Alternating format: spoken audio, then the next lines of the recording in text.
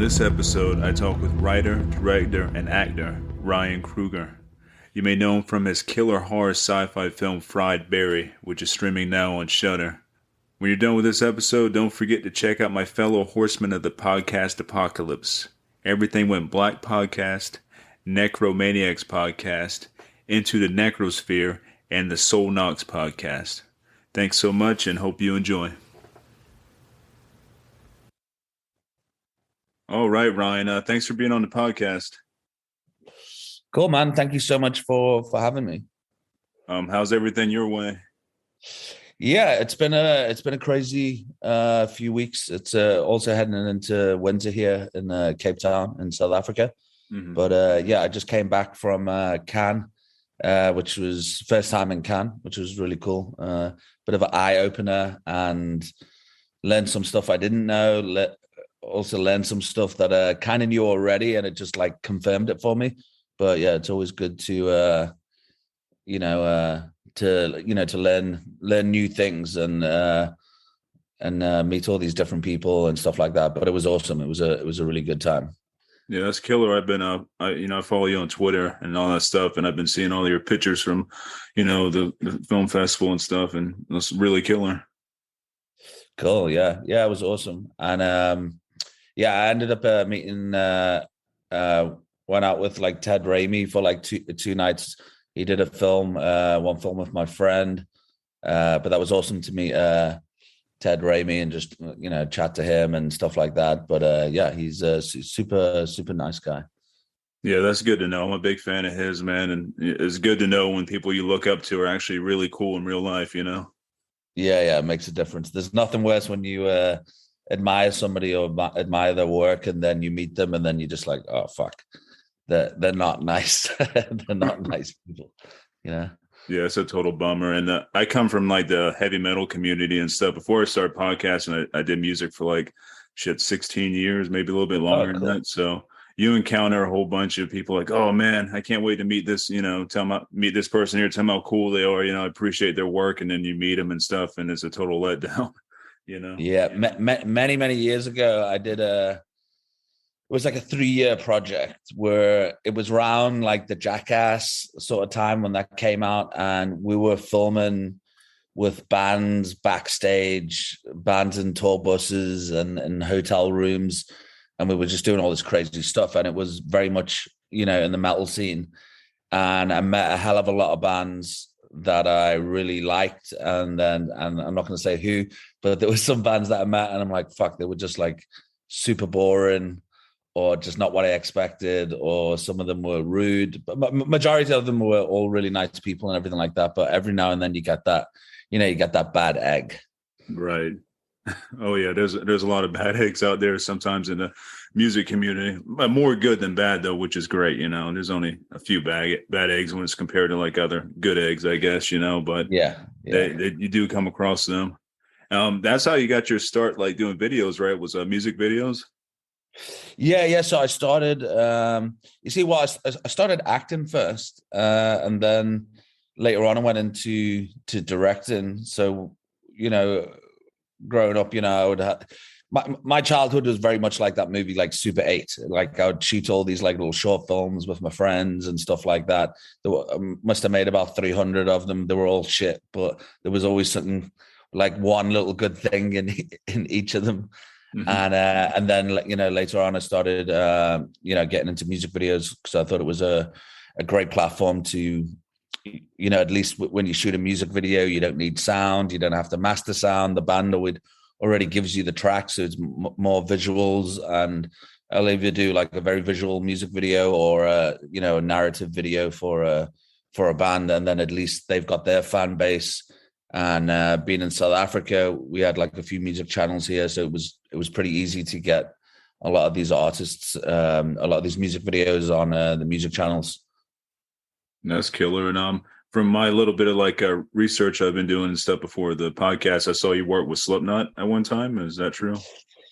Yeah. So that was during the time with when I used to film it. So I didn't shoot a video for them, but we were shooting all those like behind the scenes things. So I was mainly filming with the DJ Brewster. So yeah, he was awesome guy, like super super nice guy, and that's why I said during that time it was all, it was all the metal bands when they were, at its peak, Yeah, like that's one of the bands that kind of got me in a little bit heavier metal back when I was a teenager was Slipknot, and then from then on it's kind of expanded on things and got heavier in my taste and all that stuff. But I'm always thankful for them for like kind of getting me moving forward on on heavier things. Yeah. They were cool, man.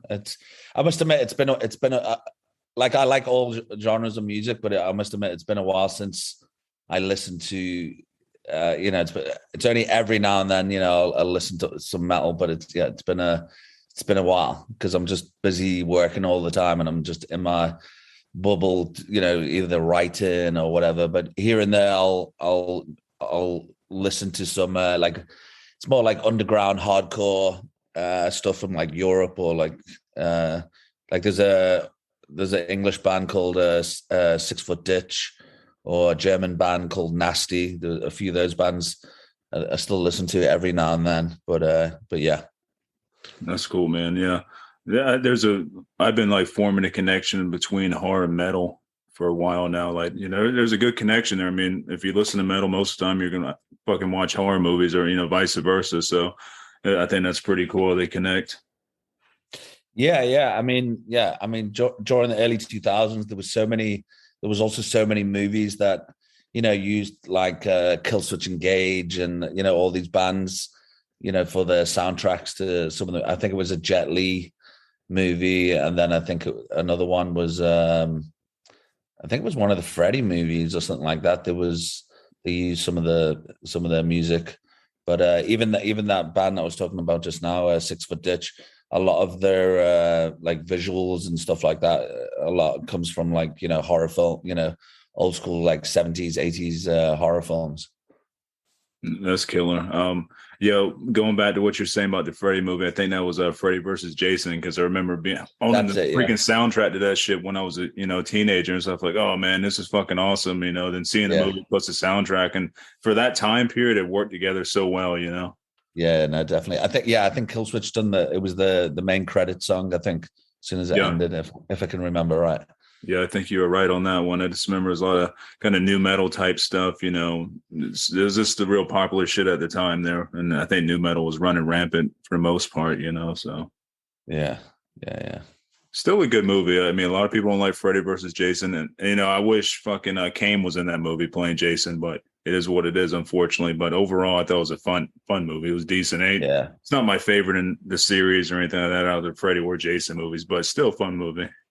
Yeah. I must admit, it's been a long time since I watched that movie. I think if you look at all the Freddy movies, I think it's 1, 2, and 3, or just 1 and 2 are like the best, I think.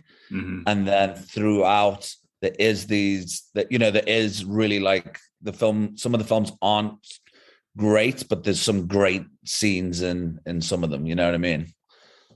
Right. Yeah. Like I said, like the first 2 are my favorite as well, but throughout the series, none of them are really bad. They're not great, but they're all good, especially when it comes to special effects and all the practical effects they use in those films. Exactly. Like fucking awesome, man.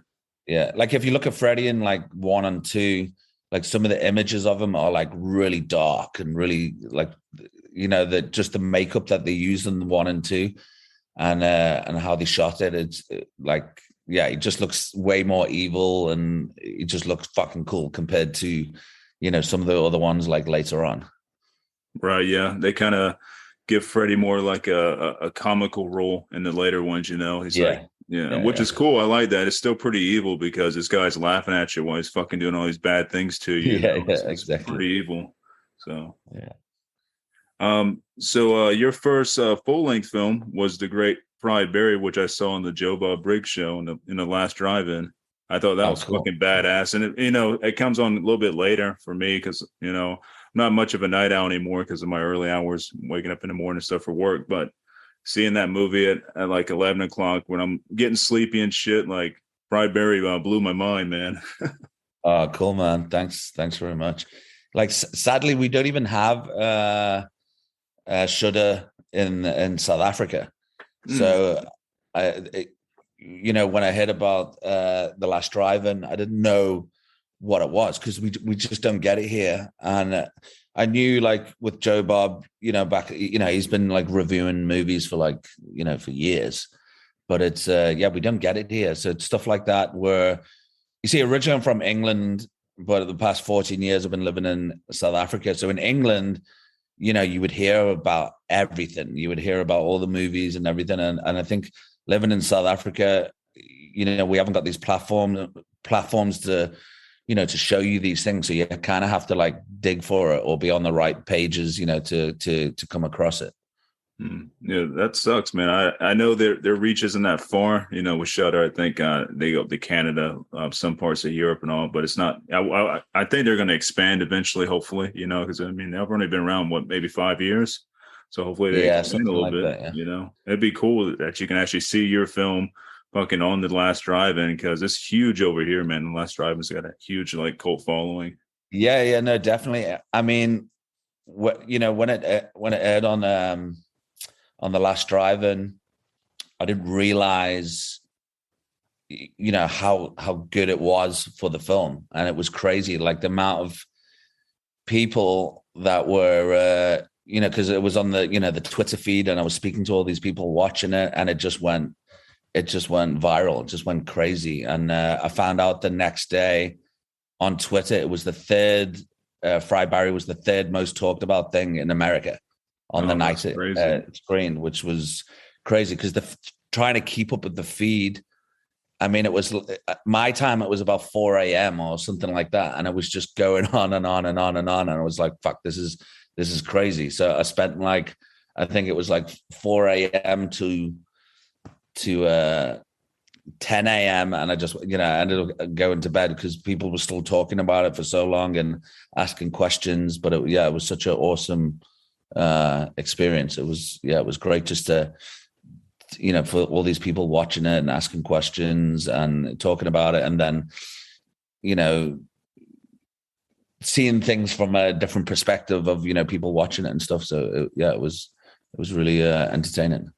Yeah, that's cool. Like the whole Twitter community comes together for The Last Drive-In. Like, every Friday everybody gets on there, and we're all like a big giant group community of Joe Bob fans are all fucking typing to each other and stuff. It's really cool. And I think it reaches pretty far too with like whatever films he's showing there. If you've never seen it before, like you're gonna get like really good exposure off of that, Yeah, definitely. Yeah, that was crazy. It definitely boosted the film to like another level, just being on that show without a doubt. It was the feedback and everything was just great, That's killer. How did you come up with the idea for Fried Barry? It was one of those things where, as a director, as a filmmaker, picking, it's so important to pick the right film to be your first film. So I had all these other scripts that I could have chose. And, I was looking at all these scripts and I was thinking, shit, well, which one should I do? Which one's going to stand out? Which is the one that people are going to remember? And I was really finding it hard. But in 2017, I shot a short experimental film also called Fried Barry. And it was basically about a drug addict off his head in a room, and watching his trip. And it was almost like a drug PSA, like, don't do fucking drugs. Whoever watched it, they were like, fuck that. I'm never going to fucking touch drugs if this what it does. And so during that time, I was I was in a bit of a dark place. I went through depression, never been depressed before. And there was a load of other things that I went through. And it just got to that point where I was like, shit, I need to make a movie. It's the only thing that's going to kind of take my mind off things and make me better. So I was like, cool, I'm going to make a film. And then the idea just came to me. And then I was just like, I knew straight away, even though I didn't have a script and I had all these other scripts, I just knew the idea that I had, it was like, this will work and people will remember this. And it's impossible for people not to remember this. And then within 3 days, I wrote a 50% scene brief breakdown, rang my producer that I only knew for about a month. And I just said to him, yeah, I want to make this movie. I don't want to make it next month. And he was like, well, why do you want to make it next month? And I was like, well, if we don't make it next month, it's never going to happen. And he didn't know like where I was in my headspace at the time, because I was just like, shit, I need to make this movie now, or it's like game over for me. Mm-hmm. And a month later, we started making the movie, and it just came together. We shot 28 days over a year and a half, and I think by doing that, obviously budget constraints, but at the same time, I think it really made a big difference, just because, I could shoot, I could shoot stuff, look at it, see what else I needed, and then I can go, okay, I'm missing this, or I need more of that. And I kind of knew how the film was going to end, but it was just like filling in the gaps. And that's why I would say it's like Fried Barry is very much an experience. You got to go into it open-minded, and then just sit back and enjoy it. You can't overthink it. And for me, it's always been like a road trip movie, but without the car, but Barry's the car, and you're going along on this journey as Barry or with Barry and experiencing it. I totally agree with that, man. Like I said, it was a trippy ass experience that night, and I loved it. I'm like, this is such a kind of it's like a breath of fresh air, into like the horror genre. It's like horror. It's also sci-fi. It's a little bit of everything combined into one, Yeah, and I think that's the cool thing about Fried Barry, because it just has all those different elements. It's not just horror. It has those horror elements. It has those sci-fi elements. It's got that, dark humor, dark comedy, and you can't take it too seriously, because it's just a batshit crazy, batshit crazy movie. And that's why I said it's an experience. And if you don't go into it, open-minded, I think it's almost like you'll have a bad trip, and you'll be like, yeah, I'm not feeling this, or you'll feel it. And I really tried to make it unpredictable, that you didn't know, what's coming and what's next. Because normally, like when I watch films, I'm always like, okay, this is going to happen, or this is going to happen. Mm-hmm. And so during writing, I'll be like, okay, this can't happen and this can't happen. I have to go the opposite way, to keep the audience on the tiptoes, and so they don't expect, what's going to happen next. Right. Yeah. I love that about this film too, because I'm the same way. When I'm watching a movie, I'm like, oh, I know this is coming up next, and this is going to happen here. But with Fried Barry, you don't know what the fuck's about to happen. Yeah. And that's the fun of it. I think that's the fun of the movie. And it's like, for me, obviously the movie has a ton of 70s and 80s film references throughout the film of movies that I loved growing up. And I was like, cool, I'm gonna put this reference in there. Like, there's so many like Easter eggs in the movie. It's like, it's crazy like how many is actually in the film. And I think Fried Barry is one of those films where you watch it and you enjoy it, and most people go, I want to watch it again, because they'll pick up more stuff on the second screening. Yeah, all the like small, like I said, Easter eggs and stuff. And yeah, there's definitely a ton of things hidden in there. Yeah. So yeah, it was fun. And I think that people that watch this movie, I think they can tell that we had a good time making this movie. Like, we had a lot of fun making this film. Where did you find your casting for Barry, the actor Gary Green? I know is his name and stuff. You can't find too much about him online, but he's fucking awesome, man. He played that role so well. So I worked with Gary years ago. It was on like some independent movie, and I had a small acting thing in it, and Gary had like a small acting thing in it, and then from there, I started putting him in like music videos and short films, and just small little feature parts, because I loved his look. Like, I did characters, and he's just got this very like unique look, and that's why eventually I shot that short experimental Fried Barry before the feature. And I'm like, cool, I want to do this thing. And because Gary comes from a extra background, so he's normally just extra he's just a guy in the background walking past, and he's also one of those guys that are just trying to get a bit of screen time the whole time. And that's why when I thought of this idea, because he's not an actor and because he's not trained, it had to be the perfect story. It would have to be, the perfect character. It would have to be the perfect way to shoot the film, and this and this, and that all was a part of like the concept to pull it off, as a movie. And that's why with me, like when I knew he wasn't going to have a lot of dialogue because he's meant to be this alien. So it was just that I had to show his character before he turned into the alien.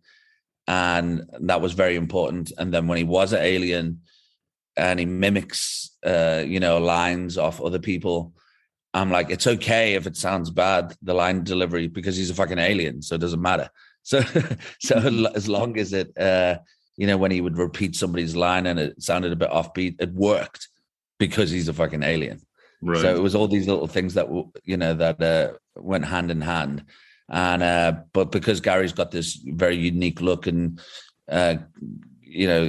crazy character face, he was just absolutely perfect for the role. And there was a lot of improv in the movie with a lot of the other actors, but with Gary, I had to work with him super, super closely because, as I said, he's not a trained actor. So I had to work with him super closely, where I didn't even tell him what we were shooting until 40 minutes before, because I didn't want him to prep anything. I didn't want him to try learn anything. And then it would take me longer to get what I want out of him. So it was a very big process thing that I had to do every day on set with him. And the interesting thing was, a lot of the time he was, his character is, he's like this kid. He's like soaking up all this, the experience of meeting all these people and copying these people and mimicking them. And then when it came to directing, it was quite funny because I'd be on the side of the camera asking Gary to, copy my face and do this face and do that face. Because at the same time, I'm busy editing, because I shoot for the edit. So I'm busy editing the movie in my head where I'm like, okay, cool. I've got this reaction off Gary. I've got that reaction off Gary now. And then when I do the reverse on the other guy, I know that I've got all the beats from Gary. So it looks like he's hitting all the beats as we went, all these like comedy beats.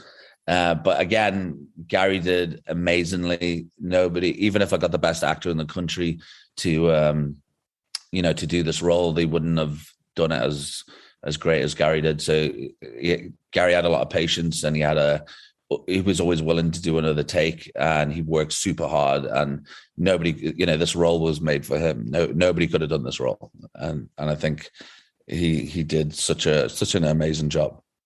Yeah, totally agree. Like he is Barry, like there's no doubt in that. He is Barry in many ways in real life as well.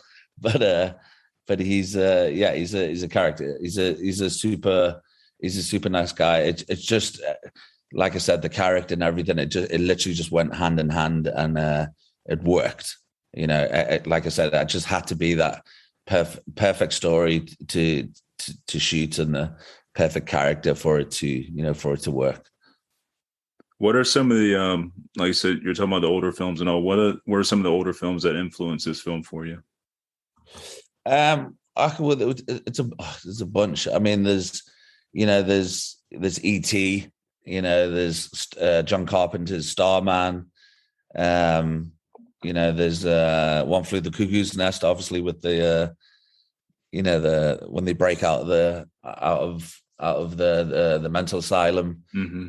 But there's a ton of those great 80s. Like I love like 80s films, even, looking at the grade and the music and everything. There was just so many references of like, for me, like, I mean, I'm 38 now. So like in the 80s and the early 90s, I'll be sitting up in my room watching all these like films on VHS or late night movies. And it's just, I wanted to kind of recreate some of that feeling and even though Fried Barry's pretty crazy, there's still like a lot of heart in the movie. There's there's still like quite a bit of heart in the movie, and with his wife, and and how he develops where he's actually a fucking nicer person as an alien than he was as as the human.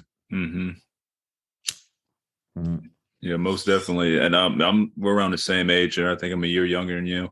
And yeah, like the '80s and like the VHS tapes and all. There's something magical about fucking watching horror films on VHS or any film really. Like this, the way they look, the graininess of it. This this seems almost forbidden. Like it hides a lot of the like imperfections that you see nowadays with like HD stuff, where you can't really hide. Yeah, but that's the thing when you watch some of these movies now in HD.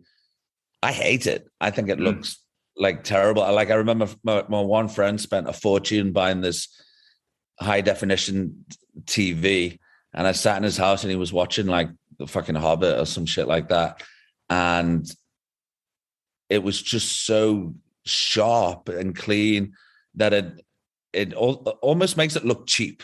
Almost makes it look so cheap, and it doesn't look like a film, and films weren't designed to look like that. It's almost like you're watching like a theater play, on the TV screen. It's like, it's just weird. And it's just not what films are meant to look like. It just changes the lighting. It changes, it just changes a lot. And that's why, we always say like, it's the dying breed now, but like, all those movies back then, they were all shot on film.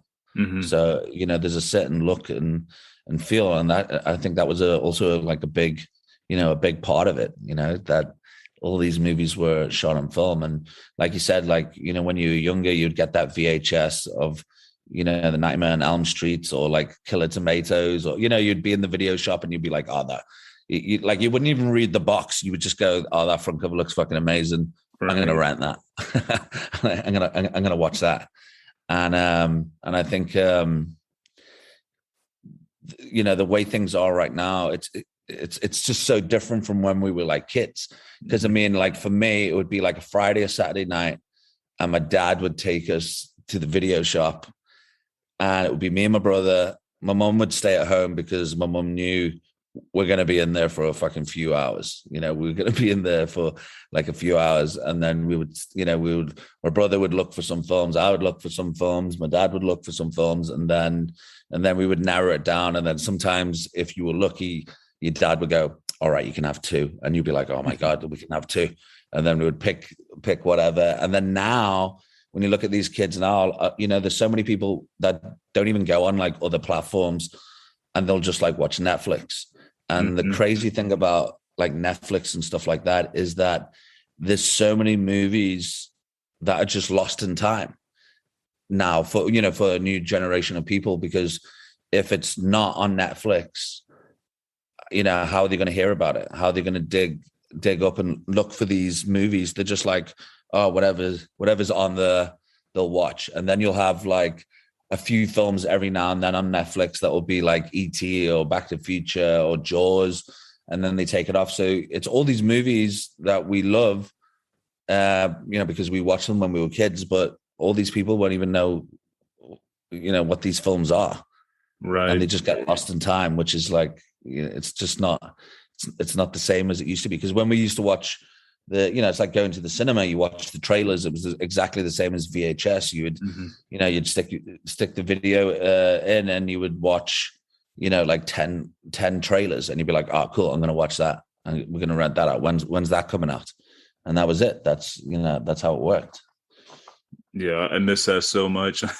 I know it's nostalgia too, playing a big part of it, but still, I think it was a magical experience going down to like Blockbuster, National Video, Hollywood Video, you name it. Any of those video stores we had around, like going there, picking out your movie and stuff. And luckily, I didn't have any like restrictions. I could rent rated R, whatever I wanted to rent. It didn't matter. Yeah, most of the time, me and my dad watch these movies together. So, and if he didn't, I could still watch what I wanted. So I thought that was pretty cool when I was a kid. But it's just something like super magical about that, man. Like you got to actually go in the fucking store, and look at the cool box art and all that shit and pick out what you want. It's, I don't know. There's right now everything's just so sterile, Yeah, it's just not the same, man. But that's what I'm saying. It was a part of the experience of watching the movie, just like picking them out and all that. It was just a part of all that. And that's why, like with Fried Barry, so in England, so at the beginning of Fried Barry, you've got the age restriction thing at the very beginning. I don't know if you remember that.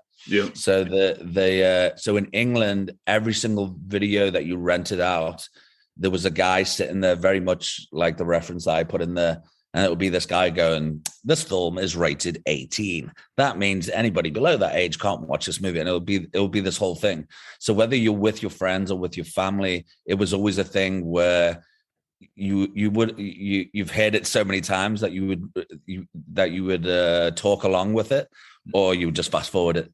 And it was always a big thing. So that's why I kind of put that in there for like growing up watching VHSs in the UK. It was always that age restriction thing at the beginning.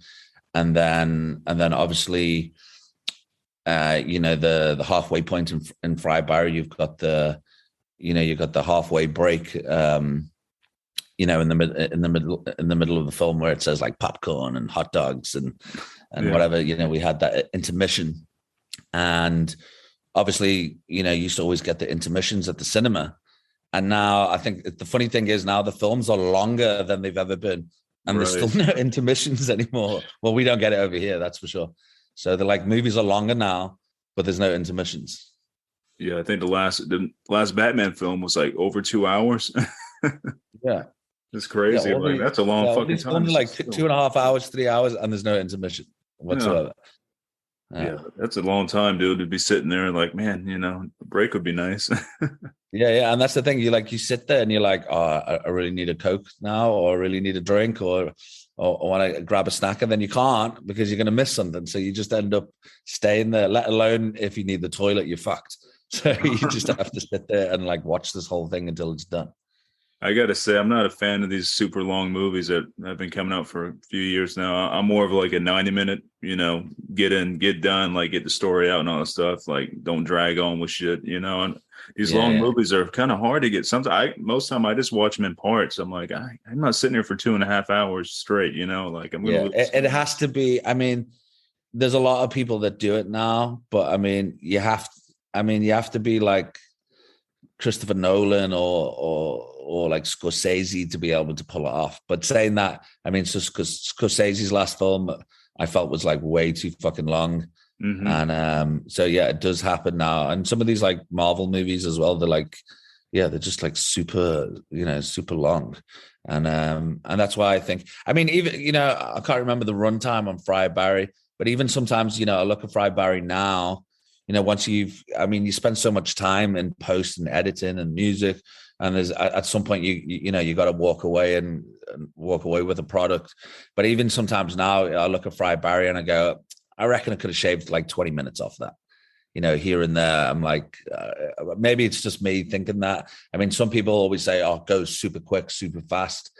But when it's your own work, I think sometimes I'm like, oh, I could have shaved a bit here, shaved a bit there, just to make it that like 20 minutes shorter, I think too with Fried Barry, like it goes so like it's such like a trip, it's like a mental trip. Like the time just flies by watching it. It doesn't drone on, Yeah. So I think it says it's an hour and 39 minutes. It's what the Internet Movie Database says. So I think to me that's perfect. I mean, that's cool. Like when you go over 2 hours and longer, it's just, I don't know, it becomes a bit of a pain. Yeah, you might as well make it. You might as well make it a series then, like a mini series or some shit. Yeah, no, yeah, I think it would be better that way. It would keep me more engaged, like break it up a little bit for me, make it, feel a little bit more special than one whole fucking sitting of that, for that damn long, Yeah, I remember. I think it was June. I watched June, and I think that's like 2.5 hours. But that felt like so fucking long. It just felt like so long sitting in the cinema watching that. I was like, shit, this film's never gonna fucking end. Originally, if I'm not mistaken, that was supposed to be a mini series, and then they ended up they're going to make it in like a movie series. But from what I remember hearing about it before it came out, I was like, oh, this can be like a mini series type thing, and this and that. And I guess they changed it and it's made in like they're going to do 3 long ass movies or something like that. Yeah. You see, like the original Dune for me as a kid, like I loved like the effects and the costume and everything like that was awesome, and it was really good. But I always still had like a love and hate relationship with it when I was a kid, because it was so long. I would like always fall asleep watching it. So I thought maybe when they redid them now, I thought they maybe would have like modernized it a bit more with like the action and stuff like that. But it's very much it was they kept to quite a bit of the original, in the sense of the how long it was and all that. And it's not really about the action, and it's not really about there's a lot of like politics in it, really, if you really think about it, and stuff like that. So it's like Blade Runner. Like I love Blade Runner, and I really enjoyed the new one. And I think that if you don't know Blade Runner, like the kids of today, if you don't know Blade Runner and you see the front cover and you think, oh, okay, Harrison Ford there and Ryan Gosling there, and there's a gun on it, it's going to be action, and Blade Runner's not action. But people that don't know that, they probably expect like some action or whatever, and it's knowing Blade Runner, it's not about that. Yeah, definitely. No, you're gonna be disappointed if you're going in for like an action movie watching either of the Blade Runner films. Yeah, exactly. But yeah, I really enjoyed the new one, and I mean, even the original, it's just the way it was shot, and Rutger Hauer and everybody, it was just like awesome. And the soundtrack is fucking amazing. Both soundtracks were great, but the original is like awesome. I think that's such a big part in the movie. I know I always say to people, if you take Vangelis off the original, it wouldn't be the same film. It would be a completely different feel and different movie. And that's why, like, for me, working with Hazer, doing the soundtrack for Fried Barry, it was so important to have this feel and vibe throughout the film, that it sets the tone of the film, and it's like super important. And I think there's quite a lot of filmmakers out there that forget how important music is, for certain scenes and to set a tone to scenes or the overall movie. I think it's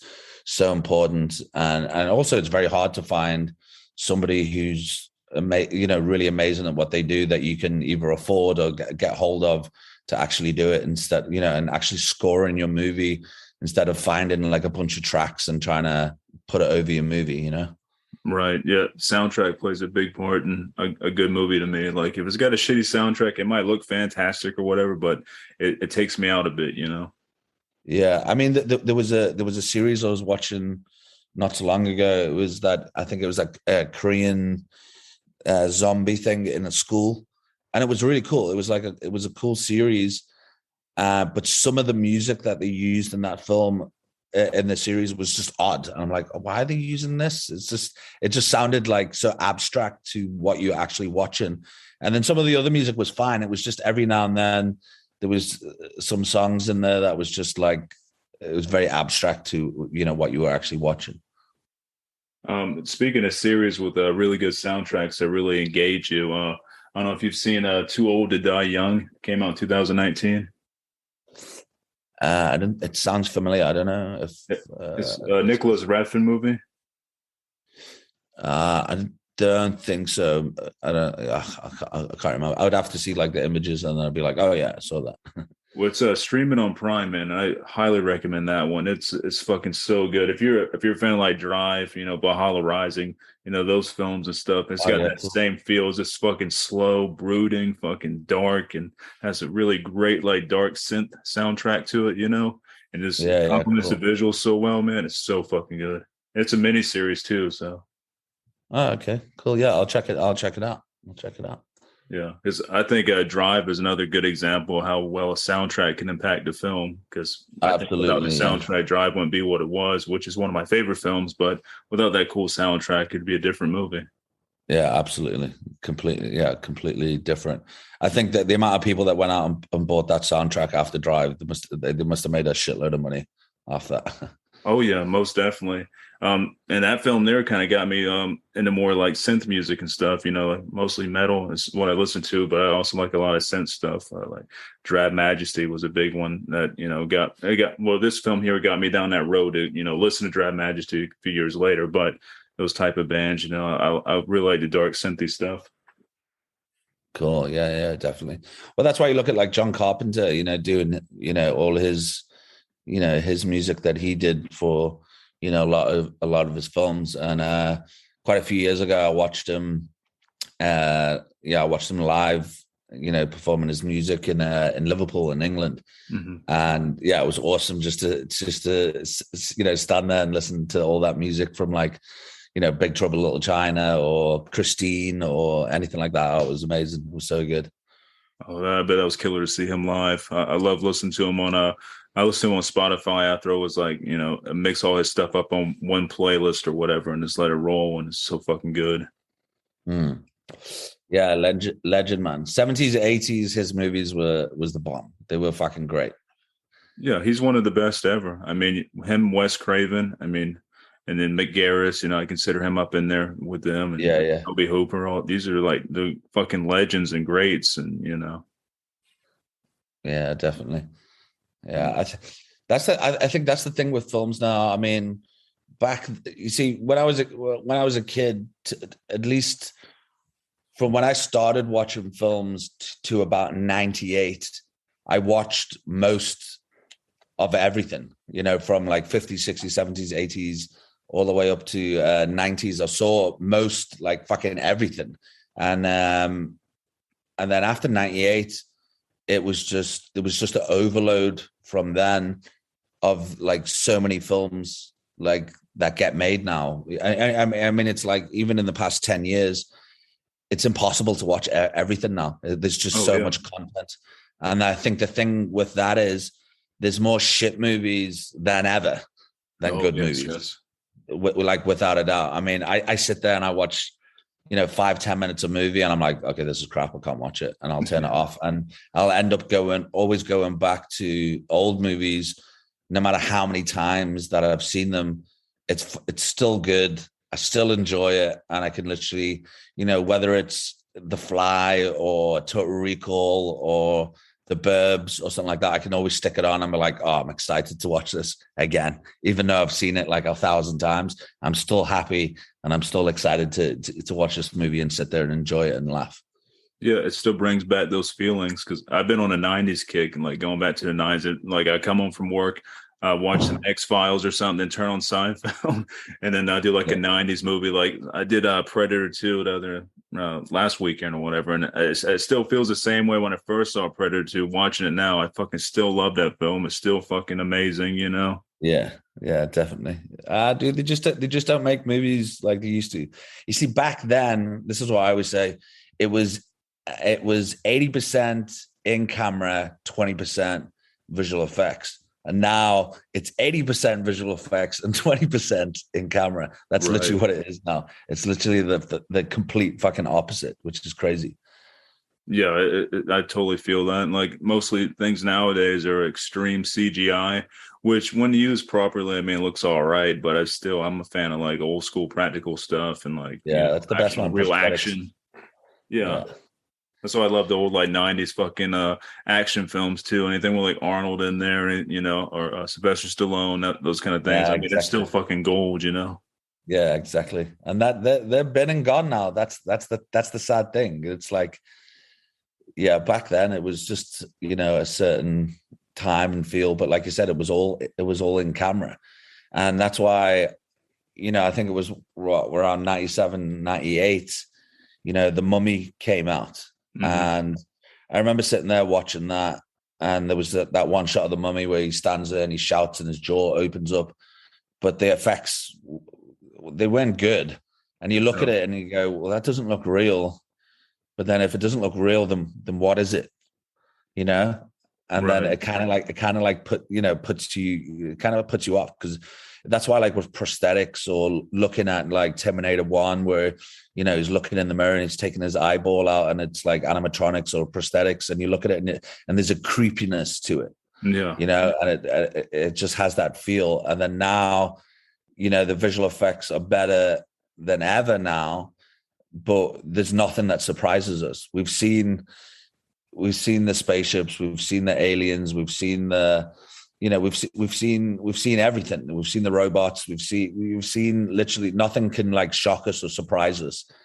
And then now, when there is bad visual effects in big movies, which still exist, Right. it's just like there's no fucking excuse why it would look shit. You know what I mean? So there's no excuse. Like, you've got the money to do it. Why doesn't it look real? I was surprised. I think it was one of the last like Terminator films I watched. Some of the visual effects in that were like bad. Even one of the new Jurassic Park, I don't know which one it was, but some of the effects were terrible. It didn't look real like whatsoever. Yeah, definitely with the new Jurassic Park films. I don't even like them. I like the first two. The third one's okay, but it started to go downhill in the third one. And then after that, all these like brand new ones with the everything super. I mean, the dinosaurs they've always been CGI, but it just seems like now it's like everything's CGI in the Jurassic Park things. And I don't know, they look fake. Yeah, this is what doesn't make sense. But I suppose it's the director as well. So I mean, you look at the first Jurassic Park, and it's a mixture of animatronics and prosthetics, and a mixture of like CGI, and it looks fucking amazing. Mm-hmm. But now, then they make Jurassic Park 3, it gets a little bit shitter, and it's, time goes on, and it's been like fucking 20 years, since then, or if not more. But you look at it and you go, the effects have actually got worse. Like, what the fuck is happening? Why is the first one look absolutely amazing, and then it just got worse over the years? It's like it doesn't really make sense. Yeah, I seen the trailer to the brand new one that's about to come out, and the Raptors jumping around chasing the dude down the street or whatever. I'm like, man, those look like shit compared to the first movie. Exactly. It's like, how you're dealing with like fucking $1 billion budget or something like that compared to what the other one was. It's probably twice the budget of the first film, and it looks worse. Crazy. Yeah, it doesn't make sense. Doesn't make sense. I also still love going back and watching the first Jurassic Park. I do at least once or twice a year, man. It's still so same. Good. That's great, man. Even the pace of that. When you look at movies like Jurassic Park or Terminator 2 or Aliens, and the pace of the movie, or even like Indiana Jones and the Temple of Doom, and you look at the pace of the movie, and it's fucking great. Mm-hmm. Like, as an audience, just watching that movie and all the different things that are happening, like, it's fucking brilliant. Like, the music, everything. It's just like it's just so hard to like make a movie like that. I mean, how many Aliens films have there been since then? And they'll never make it better than Aliens. Oh, they no, not at all. Can't. They just can't. They can't make it. No matter who fucking does it, they're just not going to make it the same. No, not at all. And another thing too, with these older films from the 90s and 80s and all that stuff, we didn't have cell phones. And that's a big fucking thing for me. Like, I'm always constantly looking on my phone. Oh, somebody tweeted this. Oh, I need to respond back to this person. I fucking, my attention span's all fucked up because of these cell phones. It's my fault because, I'm the one, keep grabbing the phone and looking at it and all that shit. But we didn't have that back then, so we could, engage that much more, Yeah. Well, this is what I was saying to like other filmmakers not so long ago. You see, what was crazy when you would make a film or a commercial or whatever, you would plan it, and on the day, this is what we're going to shoot. And that's what it was planned, and everything was set for that day. And now that doesn't exist. And because of the internet and because of the cell phones, and you can do a Zoom meeting, you can speak to somebody, and everything is changing constantly. Clients will be like, oh, we don't want this now, we want this. We instead of the red car, we want a blue car. Instead of this location, we want that location. And everything is changing constantly right up to the day before filming. And it must be way more stressful for like producers now, trying to organize shit than it was back in the day. Oh yeah, I guarantee that. You can't really plan ahead if you're fucking constantly changing things up like that on the spot. Yeah, and it's crazy. Yeah. Also, another retro film I watched from the 90s was Event Horizon, man. That's one of my favorite sci-fi horror films. It may be my favorite sci-fi horror film. It changes time to time, but god damn, it still holds up so well. Yeah. Well, you see, the only thing I don't like about Event Horizon, I loved it when it came out. I also bought the soundtrack. Mhm. It's just some of the CGI in that movie of like the outside of the ship with like the spaceships and stuff is not so good. Everything Yeah, else is amazing. I love everything else is amazing. I love the all the makeup and everything in it. It's such an awesome film. Great soundtrack as well. It was such a great film. Yeah. yeah. Like I said, yeah, the practical stuff holds up really well. I mean, it's basically Hellraiser in space, you know, in which Yeah, they didn't yeah, have the exactly. Hellraiser in That's space, what but it is. Yeah. yeah, I fucking love it, man. I posted that on Twitter the other day, and like it got so many goddamn retweets. Like people are like, oh, I remember that movie. I love that movie. Like there's a giant fan base for that movie, and if I'm not mistaken, I think that was the director's favorite. I mean, that was my favorite thing that director ever did. So after that, I think he went on to do like the Resident Evil movies, which I never really liked because it wasn't nothing like the game, you know. Shit, was that the same director as If Resident I'm not Evil? mistaken, I think that was Anderson. Yeah, yeah. Double checking that right now. I don't want to get any false information up there. Let me check here. Yeah, it was Paul W.S. Anderson, and he did the Resident Evil movies, and he also did Mortal Kombat. Oh shit, man. Yeah, He had his time then. He's had he had his time. Yeah, because yeah, Event Horizon it beats all the rest of his movies like out the water completely. yeah. I'm looking at a list of his other stuff. Only other thing that came close to Event Horizon was Pandorum. If you've never seen that one before, it came out 2009. That was a pretty killer like sci-fi Yeah, horror action yeah, movie. it was good. Yeah. I don't know what the fuck happened with the Resident Evil movies, man. I'm like, have you ever played the game? And he says he has, you know, but I don't know. Maybe something happened in production. They didn't want it like the game was, but Yeah, from what I remember, I think the first one was good. mhm. Resident Evil, if I can remember right. I only watched it once, and then yeah, I think after that, it just. I mean, I think they shot one or two of them here in South Africa as well. Mm. But I remember that one of the ones that they shot in South Africa, I watched it and I was just like, nah, it just wasn't the best. And there's so much good material with the Resident Evil games to make a killer film off of. Like the last one they did, Village, man, that'd be a fucking badass film. Anyone would be badass film, just on the actual game material itself. Like that's your film right there, you know. Yeah, I always say like making a film is like baking a cake. You got to have the right ingredients. You got to have the right people on board to be able to do, what you want to do, to make it right. And then obviously you'll always get like the studio saying they want this, or it's easier to get to put visual effects in there or whatever. And it's just make things smoother, I guess, in the process of filmmaking. But sometimes you got to go that extra mile to make the vision of what you want to make and what you want to try either replicate or to get the right feel and the right tone of something that you want to make, because it can easily go wrong in many ways. Oh yeah. Well, the last thing I want to talk to you about, man, is I hear you are heading up the Street Trash remake.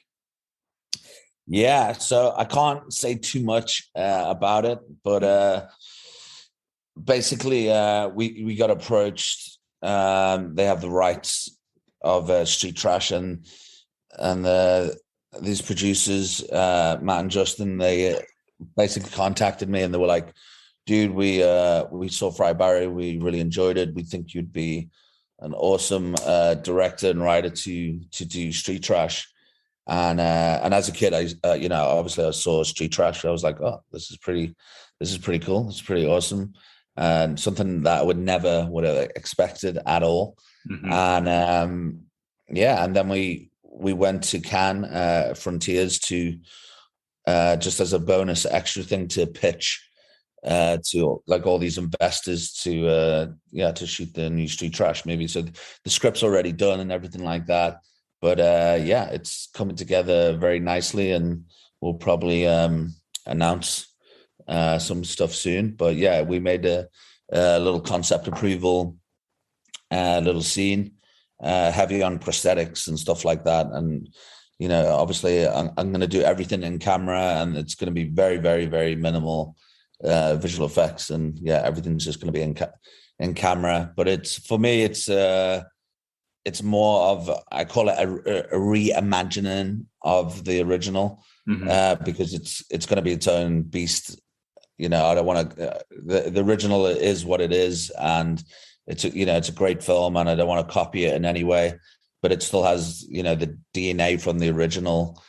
But at the same time, it's going to be its own, its own thing as well. So, and that's why I don't call it like a remake or a reboot. It's going to be its own thing, and then like a new story and stuff like that. That's killer, man. Yeah, I like how you're going to do your own thing with it too, and that's cool because the original is great. It's kind of a horror masterpiece for some people. Some people don't like street trash because it's pretty got some fucked up shit in it. But I enjoy street trash a lot. I think it's a great film. So it's cool you're doing like a reimagining of it, like in your way. So that's gonna be awesome. Yeah, yeah. Well, that's the thing. I'm never like a big on like remakes or reboots. The original film is great how it is. It was made at a certain time of cinema, and a lot of people that love street trash is they love all the melts and the prosthetics and stuff like that. And even that film had a very loose story. And some of the acting wasn't great in the movie, but there was a few characters there that were really good and really great. And but it's one of those things. It's just like it was a great film, for its time, and it's still a great film now. Looking back on it, even with the camera work and all the steady cam work and everything like that was awesome. It was great. So, and that's why I'm like, I'll leave that how it is. It's perfect the way it was made. And what I'm going to do is I'm just going to change things up and give it a bit of a different flavor, and but still have that bit of DNA from the original, and just do my own thing. That's gonna be killer. That's something definitely to look forward to. Yeah, and we got a great team together to do this film, so I'm very, very much looking forward to it, and I hope do it some justice and make another cool film. Do you have any other projects you can talk about that you're working on now, or that could be coming out sooner than this, or maybe something for the future? Or... Yeah, there's a few films now. I mean, when I went to Cannes now, it was such a game changer of the amount of people that knew Fried Barry was amazing, and I think from that, like some of the meetings that I've had, we've got a few films lined up. So some are a lot of them are like very genre movies. Some are horror, and that's all I can really say. I can't really say too much until we start shooting. But you must keep a lookout for it, and there's going to be some cool films, some crazy. If you like Fried Barry, I think you'll definitely like street trash, and then some of the others are just different. Because at the same time, as a filmmaker, I always say Fried Barry is what it is. I made it in every way for it to be the way it is. I made it for a certain audience and stuff like that. So at the same time, I also want to make very different films. Like I do like the darker side of cinema and stuff like that, but I still got to make different types of films. Otherwise, I think producers and stuff, they look at you and they go, he can only do that. He can't do anything else. He can only do that. So I think it's like if you look at like Danny Boyle, he's done Trainspotting, but he also did The Beach, and he also did 28 Days Later, and he also did Sunshine. All great films and all very, very different. That's killer, man. Yeah.